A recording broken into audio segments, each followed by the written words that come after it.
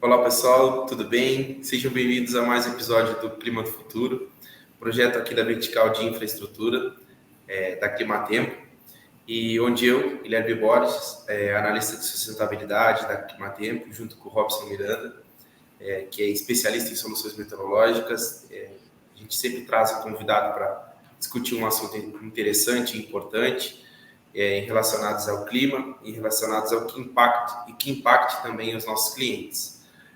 Hoje a gente vai abordar sobre os impactos do clima na cadeia de fornecimento de alimentos e como a Climatempo e a empresa iFood estão trabalhando juntos para enfrentar esses desafios frente às mudanças do clima e às condições do clima. E sem mais delongas, gostaria de dar boas-vindas a Tainá, agradecer por estar aqui com a gente hoje, ter se disponibilizado a conversar com a gente. Obrigado, Tainá, e te dou um tempinho para tu te apresentar também, falar um pouco sobre a tua experiência, contar um pouco para a gente. Logo após a apresentação da Tainá, Robson já vai dar seguimento à nossa conversa. Então, gente, boa tarde. Eu me chamo Tainá Villanova, sou formada em meteorologia pela Universidade Federal aqui de Alagoas. Trabalho na Climatempo desde agosto do ano passado e estou na cabine meteorológica do iFood desde outubro do ano passado até o atual momento. Bacana. Tainá, muito obrigado por se apresentar, né? Agora que a gente conhece um pouquinho sobre você. Se você puder explicar um pouquinho de como é a sua rotina, a gente sabe que aqui no Climatempo a gente atende muitas empresas, né? E com serviços diferentes. Se você puder explicar um pouquinho do que é a cabine do iFood e como é a sua rotina de trabalho. Então, a cabine do iFood ela é composta por 2 meteorologistas, né? Eu e o Alexandre. E a gente está ali todos os dias, nosso plantão é de 12 horas na cabine meteorológica, como auxílio ali em relação ao tempo, a tomada de decisões do iFood. Então, a nossa rotina começa por volta de 7 da manhã, com o pessoal, onde a gente faz a previsão do dia atual, que eles podem esperar para o dia atual, para 20 cidades, né? Eles trabalham com 20 cidades assim com a gente, tem uma grande abrangência ali, né, a nível Brasil, mas a nossa previsão é resumida a 20 cidades com eles, então a gente faz a previsão do dia atual para eles, e logo em seguida a gente faz a previsão também do dia seguinte, o que eles podem esperar para o dia seguinte, porque se a gente já tem uma cidade ali que tem um certo volume de chuva excessivo, para o dia seguinte eles já têm ali um certo tempo de planejamento do que eles vão efetuar. Às 10 horas, a gente tem a nossa primeira reunião com eles, onde é realizado um boletim apresentando chuva, ou quando a gente não tem chuva, um tempozinho um pouco mais frio, mas aí a gente tem a nossa reunião às 10 horas da manhã, voltado mais para o horário do almoço, onde a gente vai explicar para eles se a gente tem previsão de chuva, por exemplo, em São Paulo, para o horário do almoço. Como é essa chuva? É uma chuva mais fraca? É uma chuva mais forte? Porque o primeiro ponto crítico para eles ali é o horário do almoço e o segundo é a janta. Então, eles precisam saber como o tempo vai se comportar nesse horário, por conta da demanda, se a gente tem um volume de chuva muito excessivo, se vias podem ser bloqueadas. Então, a gente faz essa primeira reunião com eles com ênfase no horário do almoço. Às 2 horas da tarde, a gente tem outra reunião, onde a gente fala um pouquinho mais de como vai ser o comportamento no período da tarde e no período da noite, que é outro ponto mais crítico para eles é o horário da janta. Como é que vai se comportar a janta nas cidades? A gente tem previsão de muita chuva, porque tudo para eles tem um planejamento. E às 17 horas a gente tem a nossa última reunião, onde a gente fala novamente como vai ser o horário da janta, se a gente teve alguma mudança na cidade, se uma cidade não tinha previsão de chuva e a atmosfera ali entrou em alguma mudança e a gente já vai ter uma chuva, se a chuva era forte e passou a ser uma chuva um pouco mais fraca. E às 19 horas a gente encerra ali o nosso turno. Entre os intervalos das reuniões, a gente fica monitorando ali. Então, se a gente tem previsão de chuva para o Recife, mais ou menos a partir das 2 da tarde. Então, a gente fica olhando se essa chuva vai antecipar um pouquinho, se ela pode atrasar, se ela está chegando numa intensidade diferente. Então, no intervalo das reuniões, a gente fica fazendo esse acompanhamento com eles. Bacana. E até para ficar claro, esses horários mais específicos, né, do almoço e da janta, são os Uhum. horários que se concentram, né, a maior É quantidade. o maior horário de pico para eles ali, né? A demanda para eles é muito maior, tanto no horário do almoço quanto no horário da janta. Então, assim, são os dois horários em que eles querem mais assim a previsão de saber exatamente como vai ser. Não que os outros horários não sejam importantes, são também. Mas como é um horário mais de pico em relação a pedidos ali, é o horário mais interessante para eles. Bacana. Legal. Tainá, nessa mesma linha de conversa, a gente sabe que a meteorologia ela se baseia muito em cima da chuva, né? Muitas Isso. pessoas focam muito na preocupação com a chuva, mas a gente, como meteorologistas, a gente sabe que não é só a chuva que impacta, né? Só as pessoas, né? Então, eu queria te perguntar quais essas informações meteorológicas mais importantes que o pessoal do iFood consome de ti para essa operação? Quais que eles mais te consultam? Qual o planejamento que eles tentam fazer em cima dessas principais variáveis? Olha, para o iFood, o ponto principal, o ponto-chave para eles é realmente a chuva. Né? Então, assim, o ponto-chave, o princípio ali, o número 1 para eles é em relação à chuva. Como vai ser a intensidade dessa chuva? Se ela vai ser muito demorada, se a gente tem uma chuva só no período da manhã naquela cidade, e tarde e noite vai ser mais tranquilo. Como vai ser essa chuva? Ela é uma chuva fraca, porém contínua? É uma chuva rápida, porém uma pancada um pouco mais forte? Então, assim, o ponto-chave para eles, primeiramente, é a chuva. Depois, eles também questionam muito o frio, como vai ser. Então, nesses últimos dias, a gente viu aí que algumas cidades da região sul, até mesmo do sudeste, apresentaram aí uma temperatura um pouco mais baixa, então isso também é muito importante para eles alinharem ali um planejamento de como vai ser a noite, se a noite é mais fria, se é um pouco mais quente, como vão ser ali as madrugadas, se vão ser mais quentes um pouquinho, ou um pouquinho mais frio. Então, tudo isso eles também perguntam.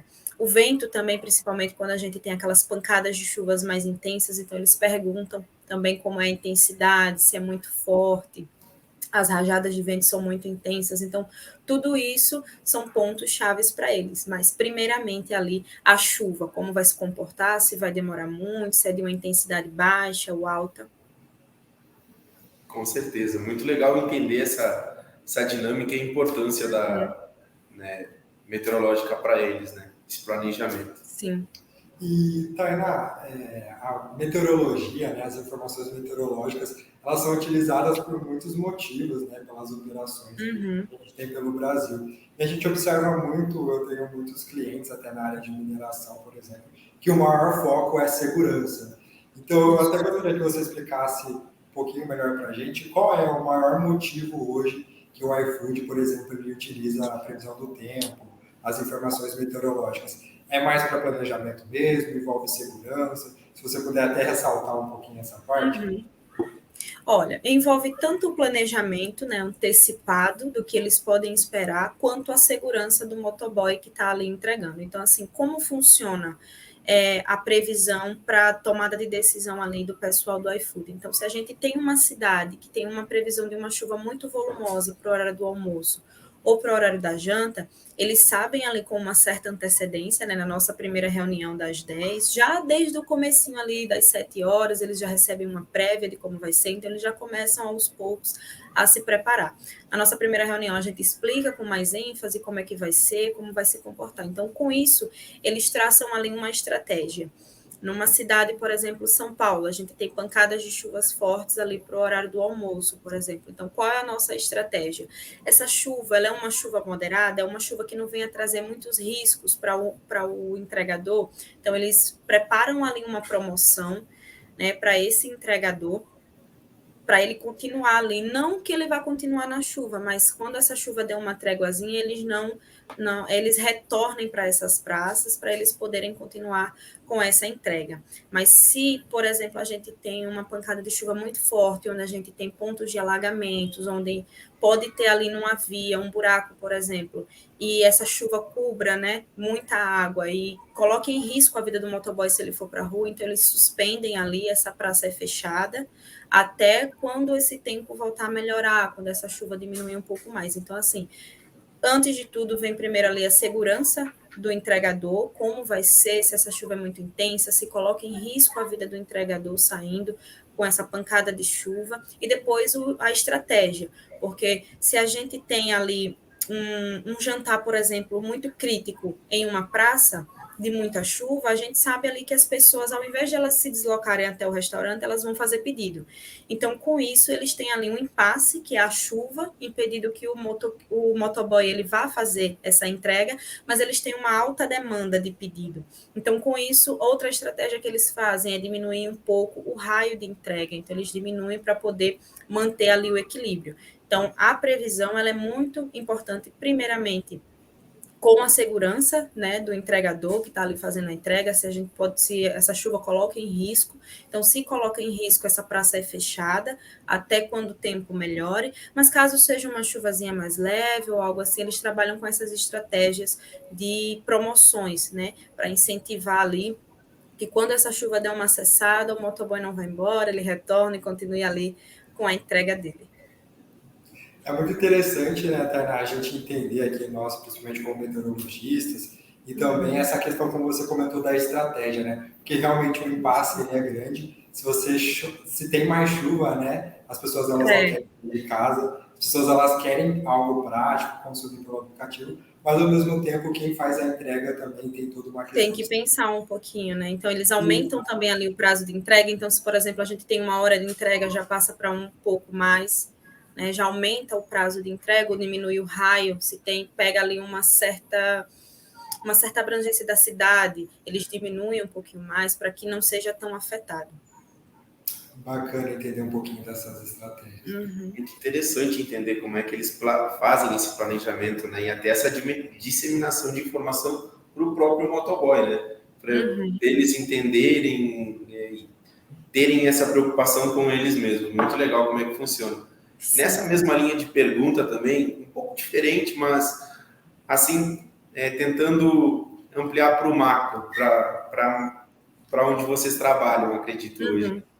Entender quais são esses principais desafios, assim, em prever o tempo para essa região de atuação. Eu sei que a região de atuação tua hoje é disseminada para várias cidades, mas acredito que tenha cidades que tenham seu desafio mais peculiar, sua condição de clima mais, como é que eu vou dizer, mais específica, né? Então, como é que vocês tratam isso, Tainá? Vocês já conseguem observar como é que eu vou dizer, essas condições? Já é mais fácil para vocês esse tratamento? Sim, existem vários desafios, né? Quando a gente fala assim em fazer a previsão do tempo. E quando a gente pega ali mais ou menos a nível Brasil, onde a gente tem várias regiões, vários tipos ali, o clima, né, muda de uma região para outra região. Então, eu, por exemplo, conhecia muito aqui como se comporta a costa leste do Nordeste, que é onde eu moro, onde a gente faz estudos. Então, assim, quando partia já para uma área mais do centro-oeste, mais do sudeste, já teve mais uma complicação de tentar entender como que funciona por lá. Então, assim, esse foi um dos primeiros obstáculos ali que a gente teve, tentar entender como é o comportamento, como é que essa cidade se comporta. Por muitas vezes a gente vê ali, um exemplo é a cidade ali de Belém. Então, a gente vê Belém com um dia maravilhoso, a gente nem imagina. Belém começa ali com um dia de céu azul, quando dá a tarde, mais ou menos mais tarde um pouquinho, já começa aquelas pancadas mais fortes, né? Que a gente sabe ali que em si a região de Belém ela tem muita influência, muito uma cidade muito quente, muito úmida, então tem aquelas convecções ali à tarde. Então, assim, foi um pouco mais difícil no começo se adaptar. Como eu falei, a gente faz ali cerca de 20 cidades para eles, né? Então, são cidades ao longo de todo o Brasil, fora algumas cidades, quando a gente percebe que tem uma influência muito forte ali da chuva, a gente também enfatiza, mesmo que não esteja ali no nosso boletim, a gente mostra, fala como que vai ser ali naquela cidade. Então, assim, o primeiro desafio foi esse, tentar entender como funciona ali em cada região. Um outro desafio que a gente tem é o radar. Então, a gente como meteorologista sabe que quando você faz uma previsão ali, que você está de olho ali o tempo todo, o radar ele é uma coisa muito importante.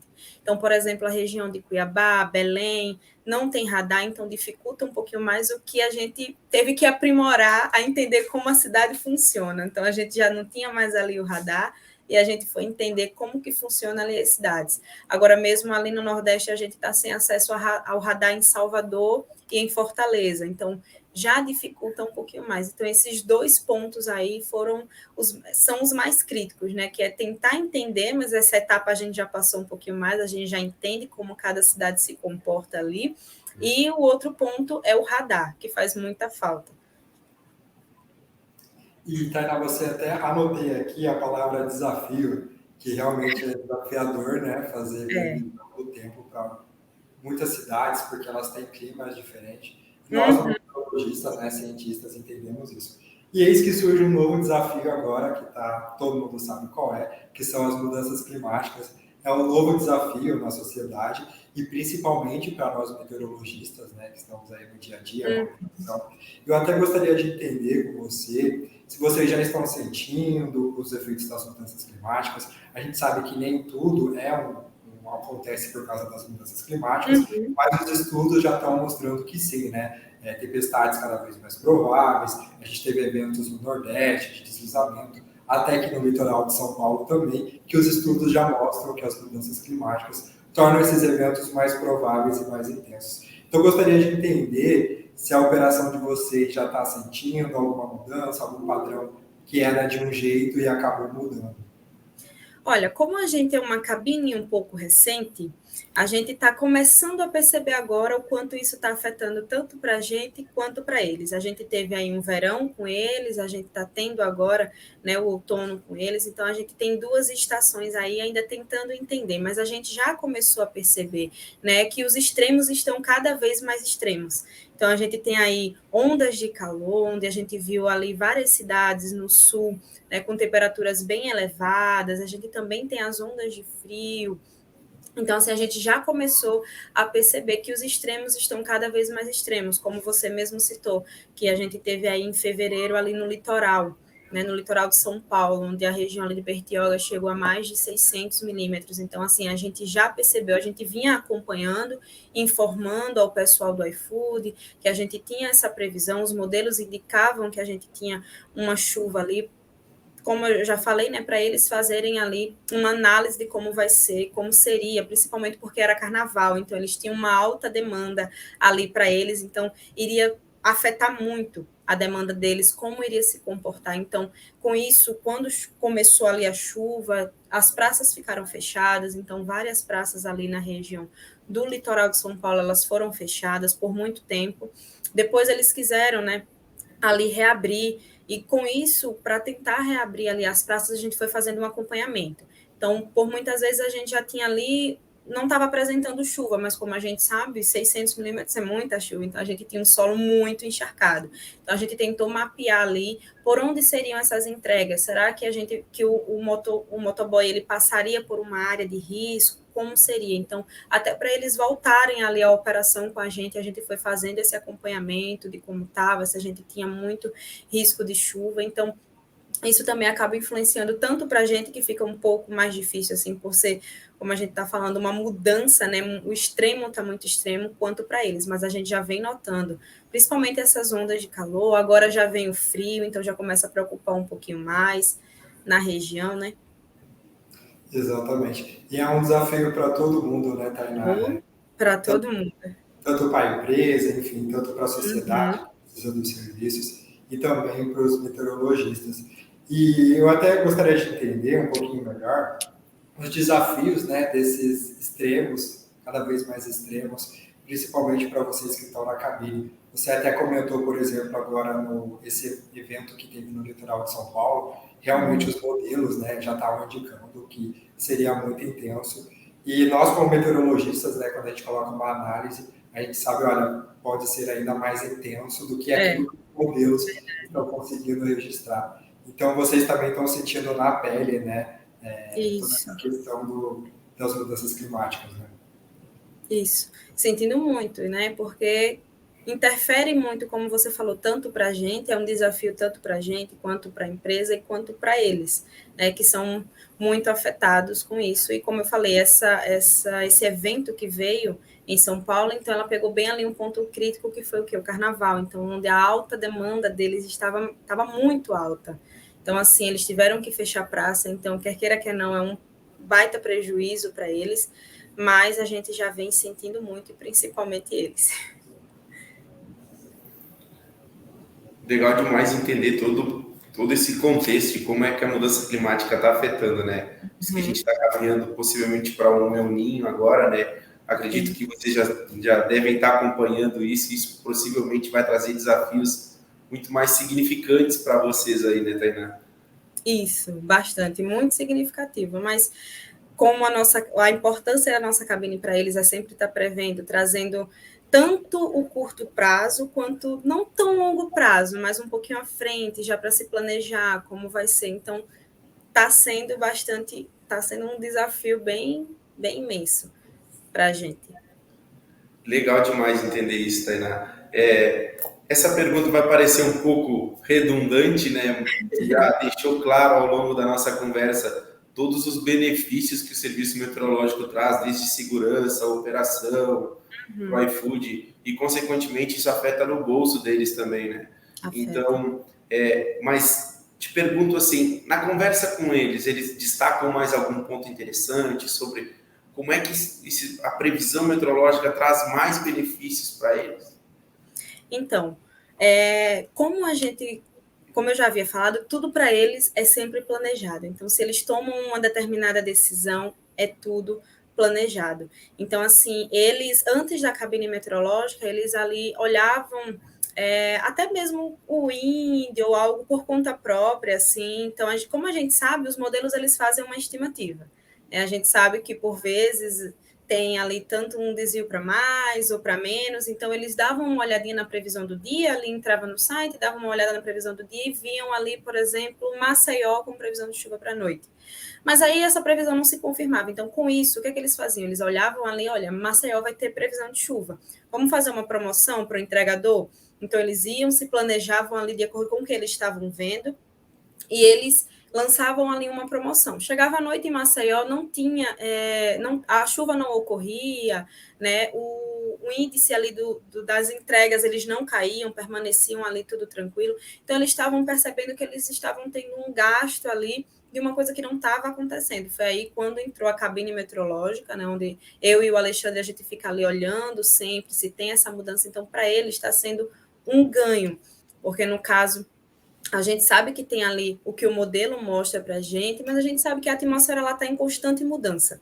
Então, a gente vê, analisa ali o que o modelo está dando, porém, eles têm ali o olho em si, como eles falam, né? A gente tem o olho do meteorologista dizendo para a gente se a chuva está chegando, se está se afastando. Então, assim, o que eles conversam muito comigo é que está sendo muito bom para eles, né? Está sendo muito bom. Então, eles estão ali poupando gastos que, por vezes, eram gastos desnecessários, quando eles só olhavam ali no site como tudo estava acontecendo. E agora não, eles têm ali uma pessoa 12 horas ali com eles, acompanhando como está sendo, se essa chuva está diminuindo ou não. Então, para eles está sendo só lucro. Né? No caso, eles conversam assim, tanto comigo quanto com o Alexandre, muito breve, né? A gente não pode assim, entrar em tantos detalhes com eles, mas o que eles passam para a gente é que é só coisa boa, só lucro, só vem ajudando na operação deles, ajudando, como a gente comentou, em relação ao motoboy, porque com essa previsão, não é só a questão do benefício em relação a poupar gastos, mas também o motoboy, então a gente vê se manda o motoboy para entrega, se não manda, se a chuva vai ser intensa, se não vai. Então, além do financeiro, assim, que vem ajudando bastante com o olho ali do meteorologista para eles, essas outras áreas também aí, em relação principalmente ao entregador, vem colaborando bastante para eles. Bacana. Bom, muito obrigado, Tainá, pelo bate-papo. Eu já fiz as minhas considerações, não sei se o Guilherme tem mais algum ponto.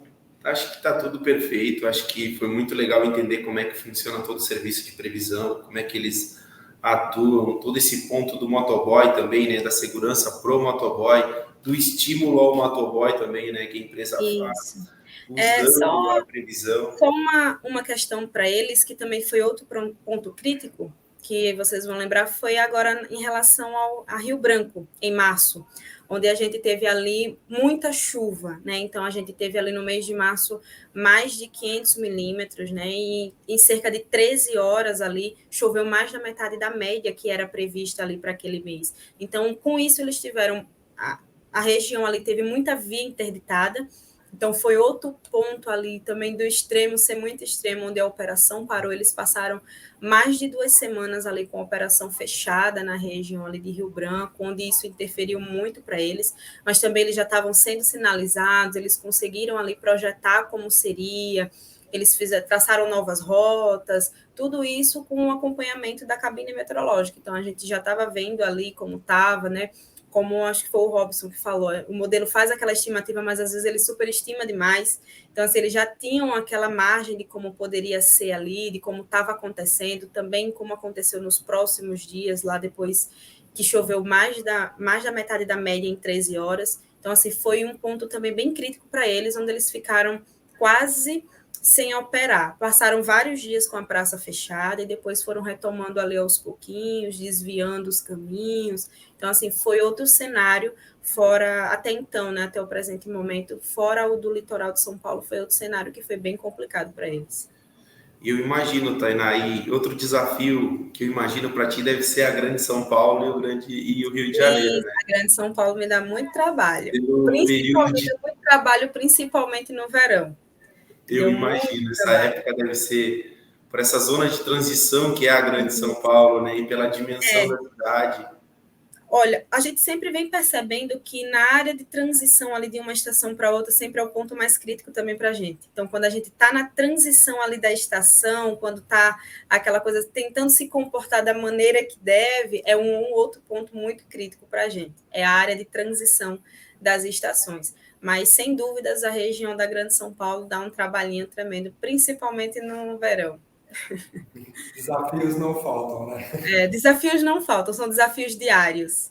Exatamente. E, Tainá, obrigado por explicar até um pouco mais de como a meteorologia e o clima, né, ele está afetando ali, enfim, todos os pontos, até sobre estratégias hoje em dia, a meteorologia e o clima, eles entram diretamente. São áreas que a gente não imagina, né? Quem pensa assim, meteorologia no iFood, eu já ouvi muitas vezes quando me perguntam assim, que área você atua da meteorologia? Não, eu faço a previsão ali com o iFood, mas o iFood, aonde? Que parte do iFood? Então, assim, é uma área que as pessoas ficam perguntando, onde é que entra a meteorologia? Mas quando a gente entra em uma conversa como essa que a gente viu o quão é importante a meteorologia, né? Exatamente, a gente vê que entra uma grande parte, né, do serviço que está sendo oferecido para eles. Exatamente. Mas muito obrigado pela conversa, Tainá. Eu que agradeço. A gente fica, enfim, realmente agradecido pelo bate-papo excelente, foi praticamente quase uma aula, né? Entender um pouquinho a meteorologia. Deu para entender como funciona a operação do iFood com a meteorologia. Exatamente. E muito obrigado por contribuir, então, com a nossa conversa. E quem está nos assistindo, fiquem atentos aí às nossas redes sociais, onde a gente vai divulgar mais informações, inclusive sobre essa conversa com a Tainá e também sobre outros assuntos do projeto do Clima do Futuro. Obrigada. Até mais. Tchau, tchau. Tchau.